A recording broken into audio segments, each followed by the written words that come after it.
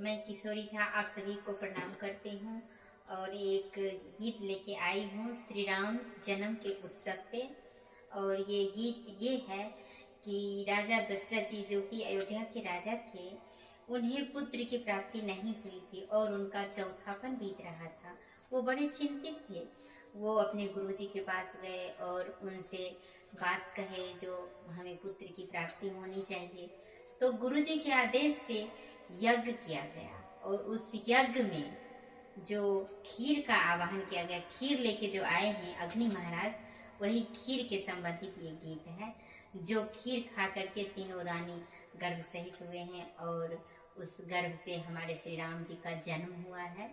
तो उसी खीर का ये गीत है। तो आप लोग जरूर सुनिएगा और लाइक कमेंट शेयर जरूर कीजिएगा, अपना आशीर्वाद जरूर दीजिएगा और अपना चैनल को सब्सक्राइब जरूर कर लीजिएगा। प्रणाम। आइए सुनते हैं। चाउर चीनी आलू छीन तीनों मिलके